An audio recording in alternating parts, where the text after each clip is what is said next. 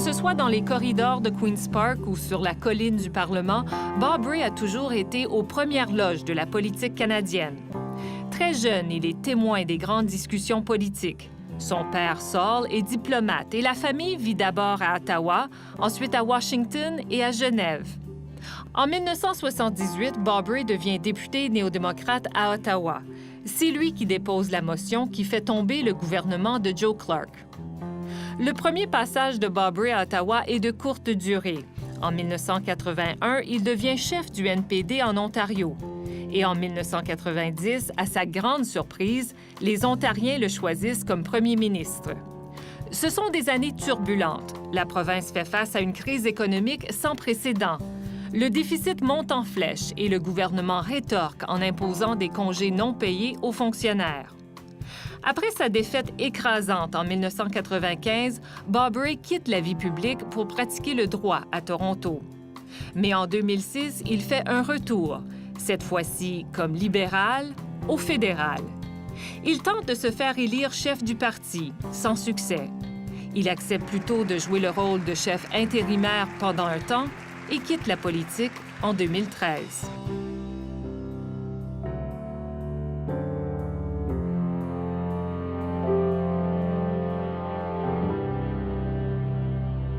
Bob Rae, bonjour. Bonjour. Monsieur Rae, quel a été votre premier contact avec le monde politique, avec la vie politique, avec les politiciens? Avec les politiciens, d'abord chez nous, à la maison, parce que mon père était, parmi beaucoup d'autres choses, il était l'assistant à M. Pearson. Il a écrit beaucoup de ses discours. M. Pearson est venu nous visiter à la maison souvent. Et il y avait beaucoup d'autres qui étaient de bons amis avec mon père et ma mère. Il paraît que vous livriez les journaux pour des politiciens très connus aux États-Unis. Aux États-Unis, oui, à M. Kefauver et M. Nixon. Alors, j'ai livré les journaux pour gagner un peu d'argent. Et puis, je raconte toujours l'histoire qui est une vraie histoire que M. Kefauver m'a donné 20 $ comme tip. À cette époque-là, c'était bon, hein? C'était pas mal, à cette époque-là. Et puis Nixon, c'est au grand contraire. Sa femme m'a donné 10 sous. Alors, j'ai dit toujours aux gens, est-ce que vous voyez que je ne suis pas républicain? C'est là la cause que Pas républicain, évidemment, mais libéral au tout début, parce qu'en 68, vous avez fait campagne pour l'équipe de Trudeau parce que vous aviez des grandes convictions ou c'est parce que c'est ce que tout le monde faisait? Bien, des convictions, oui. C'était un peu la vie que j'ai connue. Et j'ai fait campagne dans l'élection de 68 pour M. Katcha, qui était le député libéral de Davenport. Alors, c'est là où j'étais un jeune libéral, officiellement. J'ai la carte de membre toujours. Et c'est ce que j'étais au moment où j'ai quitté pour l'Angleterre comme étudiant. Quand j'ai pris la Burst Road, je suis allé à Oxford en 69. Et c'est à ce moment-là que vous avez changé d'allégeance politique? Est-ce qu'on peut dire ça? Un peu oui, mais écoutez, c'était pas le même. J'étais pas impliqué dans la politique électorale en Angleterre, mais tout de même, je faisais mon travail sur l'histoire. L'histoire politique et philosophie politique, c'était mon métier un peu.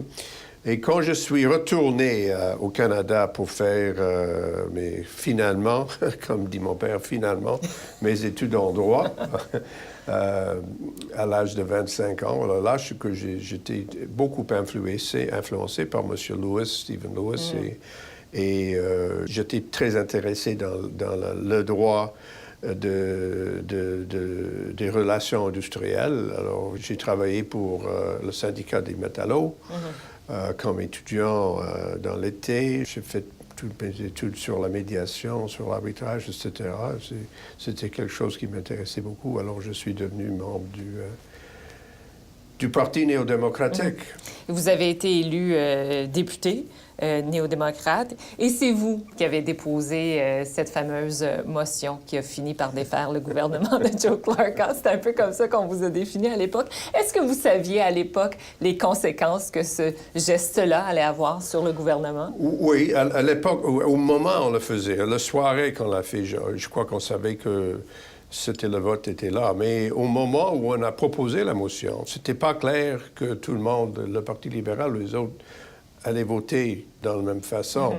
Alors, au moment où j'étais en faveur de la motion, que j'ai proposé la motion, il y avait 6 ou 5 jours de négociations. Alors, à la fin de tout ça, c'était clair que tous les libéraux allaient voter avec nous. Et même le Parti créditiste a voté avec nous, ce qui surprenait surtout M. Clark. Et vous, entre-temps, vous êtes passé du fédéral au provincial. Quel a été l'attrait pour vous dans la politique provinciale? 2 raisons. D'abord, personnel et puis politique. Au point personnel, je me suis marié avec Arlene. On a notre jeune enfante première, Judith, qui travaille avec moi maintenant. Ah, c'est vrai? Elle est avocate? Hein? Elle est avocate aussi. Alors, nous travaillons ensemble. J'ai décidé que c'était mieux, et Marlene avait beaucoup de même opinion, qu'on ne voulait pas que j'habite à Ottawa, puis on fait le tour à tour. C'était mieux de rester à Toronto. Deuxième point, c'est que du point de vue professionnel et du point de vue politique, d'abord, on pourrait devenir un chef. Alors, le chef d'un parti, c'est quelque chose, et j'étais jeune, je n'avais que 33 ans. Mais donner l'opportunité de diriger les choses, d'être en charge, ça, c'était quelque chose que je voulais essayer ma main à faire. Le 6 septembre 1990, le NPD a remporté une majorité de sièges en Ontario. Vous êtes devenu le premier ministre de l'Ontario. Qu'est-ce qui vous est passé par la tête ce soir-là? Un moment extraordinaire. D'abord, il y a beaucoup de choses qui se sont passées dans les années entre mon arrivée et puis ça, c'est 8 ans en opposition. Mais du point de vue personnel, j'ai perdu mon frère David au cancer. Arlene avait perdu ses parents dans un accident de voiture. Et à la fin, juste dans les 2 dernières années avant l'élection, j'ai eu beaucoup de réflexions avec Arlene, surtout après la mort de mon frère David. Et j'avais décidé de quitter la politique après l'élection de 1940. Et c'était décidé. Mais j'ai dit, écoutez, je veux gagner 1 million de votes dans la prochaine élection. Je veux avoir une 30aine de sièges. Et je vais essayer d'aller jusqu'à 30 du vote, parce que l'NPD n'a pas reçu 30 de vote. Alors, le soir du 6 septembre, on me demande, est-ce que vous étiez surpris? J'étais surpris d'avoir gagné une majorité. Je n'étais pas surpris que nous étions en première. Et franchement, de gagner une majorité avec 37 de vote, c'est un peu extraordinaire. Mais tout de même, nous étions là. Et puis, j'ai eu une grande fierté, une sens d'émotion mixte parce que mon frère n'était plus là et puis les parents d'Arlene n'étaient plus là. Alors, beaucoup d'émotions ce soir-là. Beaucoup d'émotions. Monsieur Ray, votre maman aura bientôt 100 ans et elle a reçu son diplôme universitaire il n'y a pas très longtemps. Comment ça s'est passé, ça? Une bonne histoire. Cambridge University en Angleterre, c'est là où elle était étudiante dans les années 30. Et franchement, moi, je ne savais pas, mais ne donnait pas de diplôme aux femmes. Les femmes pouvaient prendre des cours, ils pouvaient écrire des examens et recevaient un certificat de présence, mais pas un diplôme. Alors que l'homme qui était à côté oui, avait un diplôme, lui. Alors, c'est pas si longtemps, un jour, ma fille Eleanor parlait avec un, elle s'est dit, on ne voit pas vos diplômes. Vous étiez à Cambridge, c'est une bonne université, il ne faut pas. Et ma mère a dit qu'on n'a pas de diplôme parce que j'étais là pendant la période où on ne donnait pas. Eleanor a refusé d'accepter ça comme ça. C'est une impossibilité. Alors, elle a été devenue en contact avec l'Université de Cambridge pour dire, Cambridge dit, oui, écoutez, si elle peut prouver qu'elle était là, qu'elle a écrit des examens, oui, on donne. Maintenant, nous donnons des diplômes. Alors, tout arrangé. Alors, le moment de cette fête d'anniversaire, on a présenté avec des diplômes. Alors voilà, c'était une bonne histoire, très bonne histoire.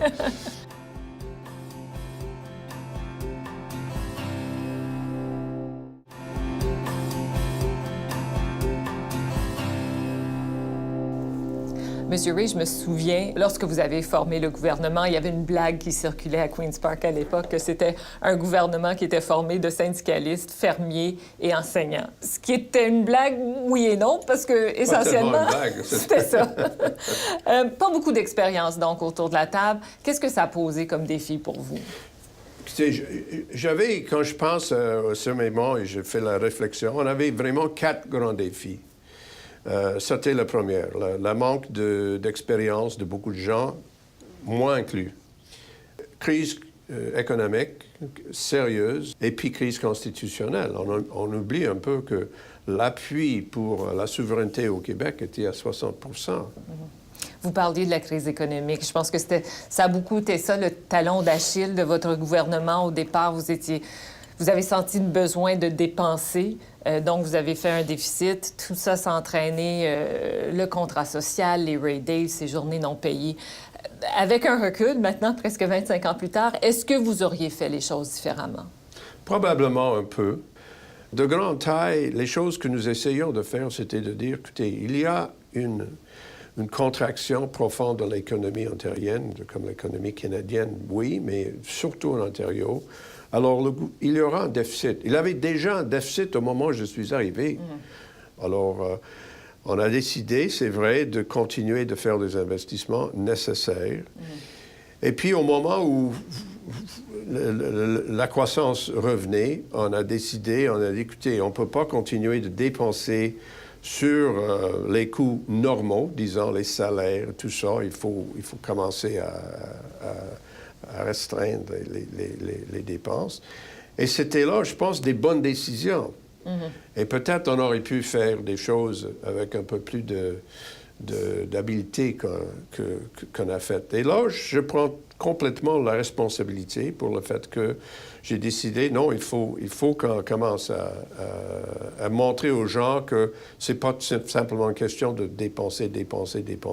Mais quand vous considérez généralement la position du gouvernement, le déficit n'était pas une décision personnelle de la part du gouvernement. Le déficit est une réflexion de la situation économique de la province. Et ça, de ça, je suis convaincu.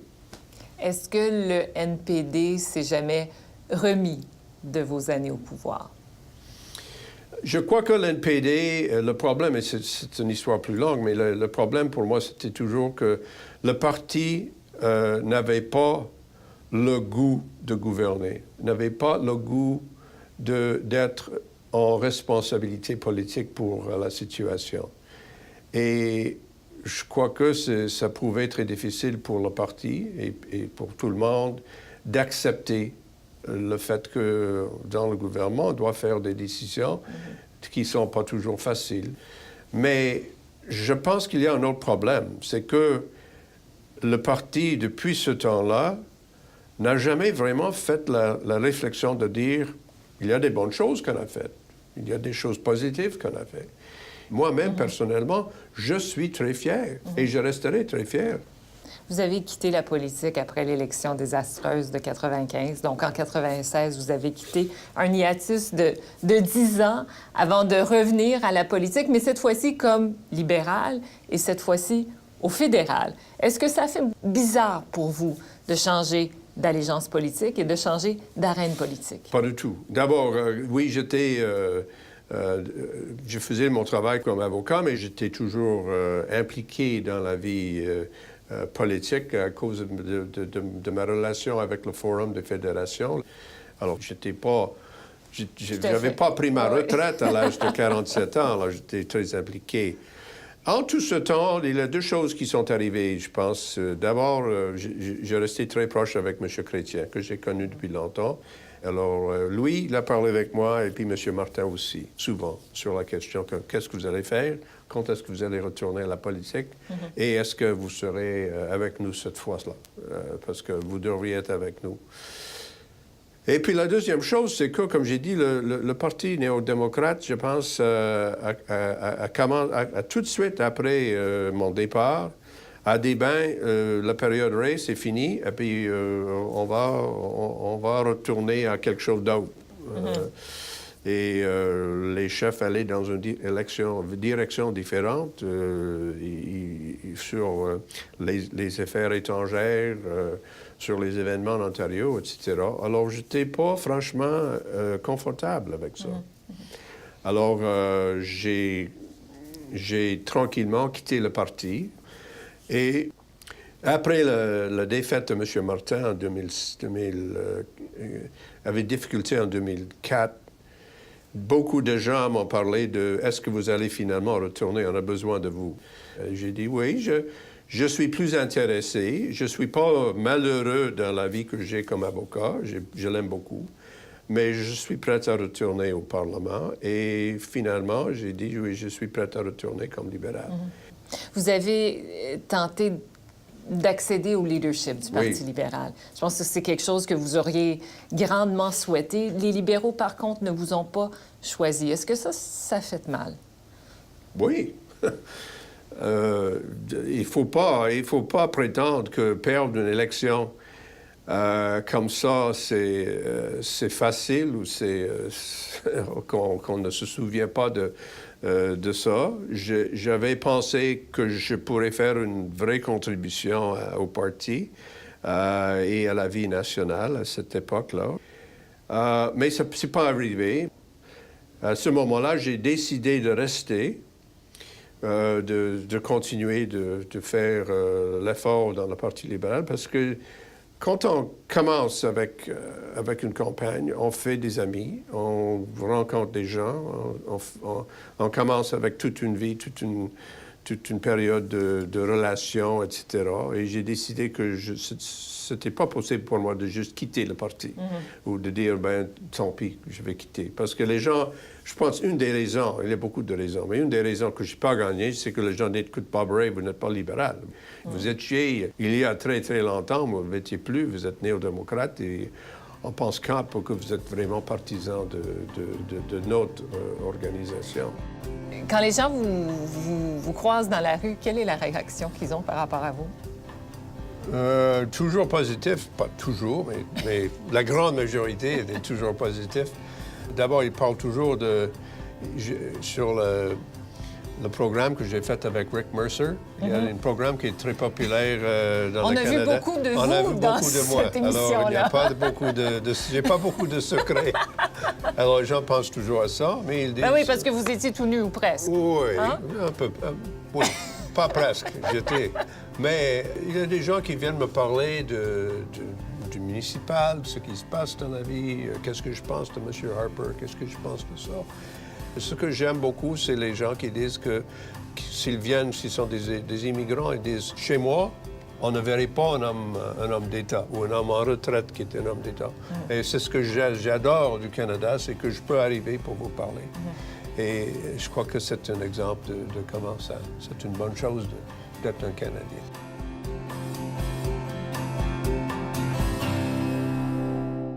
Dans toutes vos années en politique, est-ce que vous avez des regrets? Est-ce qu'il y a des choses que vous auriez fait différemment?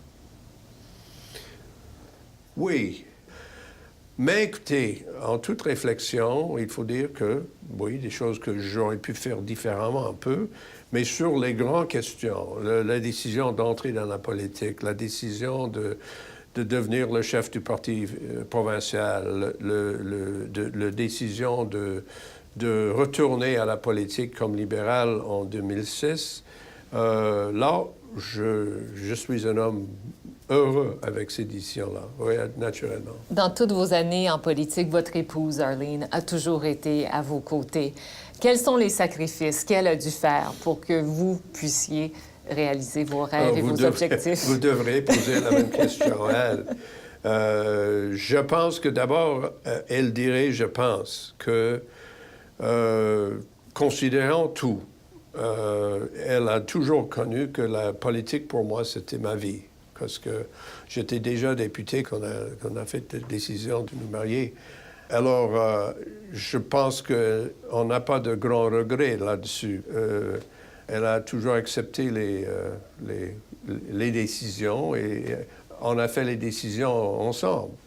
Elle a dit, je me souviens, la dernière fois que j'ai décidé de me présenter comme candidat pour la chefferie du Parti libéral, elle a dit que si vous ne vous présentez pas, vous allez le regretter pour le reste de votre vie. Il faut y aller, allez-y. Vous avez toujours travaillé, vous l'avez dit, pour le bien public. Vous avez restructuré la Croix-Rouge suite au scandale du sang contaminé. Vous avez participé à la résolution du conflit dans les droits des Autochtones de la pêche à Burnchurch, au Nouveau-Brunswick. Vous avez enquêté sur l'écrasement d'Air India. Quelle est votre approche quand un dossier comme ceux-là tombe sur votre bureau? D'abord, il faut dire que résoudre des conflits ou trouver des solutions aux conflits, pour moi, ça reste toujours un grand défi, mais toujours un défi nécessaire pour qu'on évite plus de difficultés. Alors, on commence en écoutant, en essayant de vraiment écouter exactement ce que les gens disent de leurs problèmes, pourquoi ils pensent qu'il y a des problèmes, et puis essayer de voir quelle est la possibilité des solutions et de continuer de persuader les autres, et puis trouver des faits, être toujours constamment reconnaissant des émotions et l'impact que les émotions peuvent avoir sur la possibilité des solutions. Et puis toujours essayer de travailler, de trouver la vérité, les faits de la situation, le fond des choses. En ce moment, vous êtes le négociateur en chef pour les Premières Nations dans les négociations avec la province sur les droits des gisements miniers dans le Cercle du Feu dans le nord de l'Ontario. Comment vous voyez votre rôle? Presque de la même façon. D'abord, je travaille pour mon client, c'est les Autochtones, et c'est 9 communautés qui sont très différentes.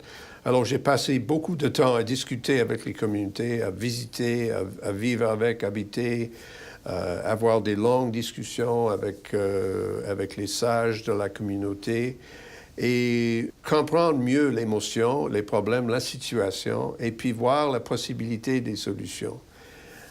Et c'est pas facile, c'est très difficile parce que la différence de vie entre ceux qui vivent dans des communautés isolées dans le Grand Nord de notre province et les gens qui font des décisions à Toronto, à Cleveland, ou New York, où sont les gens, les organisateurs de ces grandes compagnies, c'est pas facile d'essayer de leur montrer. Écoutez, vous avez des vies complètement différentes. Alors, il faut trouver comment est-ce qu'on va convaincre les gens de trouver une solution. C'est pas facile. Je fais la même chose en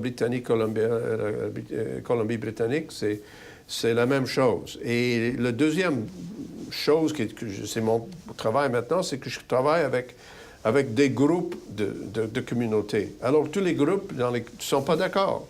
Toutes les communautés ne sont pas la même. Alors, ils ont des différences. Mais on commence avec la même formule. D'abord, écoutez, écoutez, écoutez. On a 2 oreilles, une bouche. Alors, il faut écouter 2 fois plus que de parler. Et puis, il faut considérer les faits, de connaître l'histoire. Faites une étude personnelle de connaissance et de reconnaissance. Et puis, vraiment essayer de comprendre mieux le point de vue de l'autre côté. Il faut comprendre les idées des autres. Il faut comprendre un peu mieux pourquoi est-ce que le gouvernement fait quelque chose. Pourquoi est-ce que les compagnies agissent comme ça. Il faut comprendre un peu ce qui est dans leur tête pour essayer de leur persuader de faire d'autres choses. Dans tout ce que vous avez fait au cours de votre carrière, au cours de votre vie, de quoi êtes-vous le plus fier aujourd'hui? D'abord, je dois dire que je suis très fier de mon expérience comme père.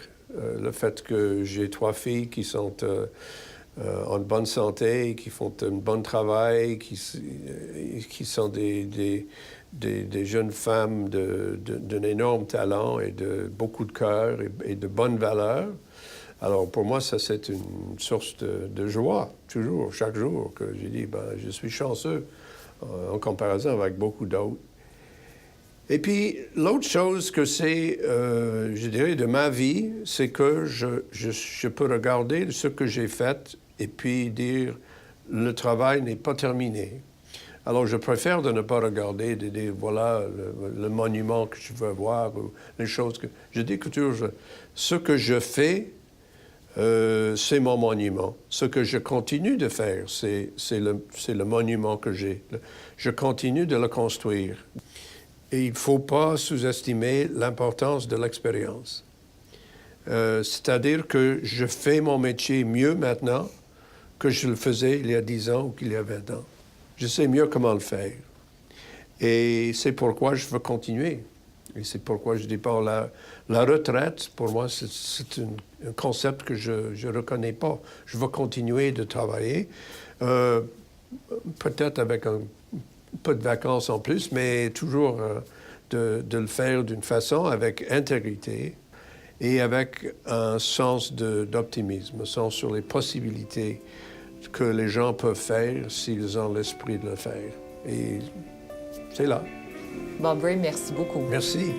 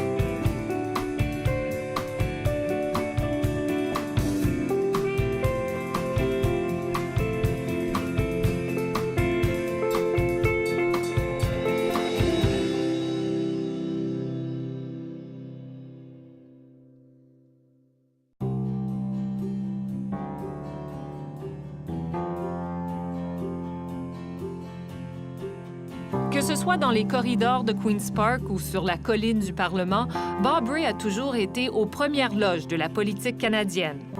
Très jeune, il est témoin des grandes discussions politiques. Son père, Saul, est diplomate et la famille vit d'abord à Ottawa, ensuite à Washington et à Genève. En 1978, Bob Rae devient député néo-démocrate à Ottawa. C'est lui qui dépose la motion qui fait tomber le gouvernement de Joe Clark. Le premier passage de Bob Rae à Ottawa est de courte durée. En 1981, il devient chef du NPD en Ontario. Et en 1990, à sa grande surprise, les Ontariens le choisissent comme premier ministre. Contact avec le monde politique, avec la vie politique, avec les politiciens. Avec les politiciens, d'abord chez nous, à la maison, parce que mon père était, parmi beaucoup d'autres choses, il était l'assistant à M. Pearson. Il a écrit beaucoup de ses discours. M. Pearson est venu nous visiter à la maison souvent. Et il y avait beaucoup d'autres qui étaient de bons amis avec mon père et ma mère. Il paraît que vous livriez les journaux pour des politiciens très connus aux États-Unis. Aux États-Unis, oui, à M. Kefauver et M. Nixon. Alors, j'ai livré les journaux pour gagner un peu d'argent. Et puis, je raconte toujours l'histoire qui est une vraie histoire que M. Kefauver m'a donné 20 $ comme tip. Hey, à cette époque-là, c'était bon, hein? C'était l'Angleterre, comme étudiant, quand j'ai pris la Bourse Rhodes, je suis allé à Oxford en 69. Et c'est à ce moment-là que vous avez changé d'allégeance politique? Est-ce qu'on peut dire ça? Un peu oui, mais écoutez, c'était pas le même... J'étais pas impliqué dans la politique électorale en Angleterre, mais tout de même, je faisais mon travail sur l'histoire politique et philosophie politique. C'était mon métier un peu. Et quand je suis retourné au Canada pour faire, finalement, comme dit mon père, finalement, mes études en droit, à l'âge de 25 ans, alors là, j'étais beaucoup influencé par M. Lewis, Stephen Lewis, et j'étais très intéressé dans le droit, pas mal à cette époque-là. Et puis Nixon, c'est au grand contraire. Sa femme m'a donné 10 sous. Alors, j'ai dit toujours aux gens, est-ce que vous voyez que je ne suis pas républicain? C'est là la cause que Pas républicain, évidemment, mais libéral au tout début, parce qu'en 68, vous avez fait campagne pour l'équipe de Trudeau parce que vous aviez des grandes convictions, ou c'est parce que c'est ce que tout le monde faisait? Eh bien, des convictions, oui. C'était un peu la vie que j'ai connue. Et j'ai fait campagne dans l'élection de 68 pour M. Katcha, qui était le député libéral de Davenport. Alors, c'est là où j'étais un jeune libéral, officiellement. J'ai la carte de membre toujours. Et c'est ce que j'étais au moment où j'ai quitté pour... Ce sont des années turbulentes. La province fait face à une crise économique sans précédent. Le déficit monte en flèche et le gouvernement rétorque en imposant des congés non payés aux fonctionnaires. Après sa défaite écrasante en 1995, Bob Rae quitte la vie publique pour pratiquer le droit à Toronto. Mais en 2006, il fait un retour, cette fois-ci comme libéral, au fédéral. Il tente de se faire élire chef du parti, sans succès. Il accepte plutôt de jouer le rôle de chef intérimaire pendant un temps et quitte la politique en 2013.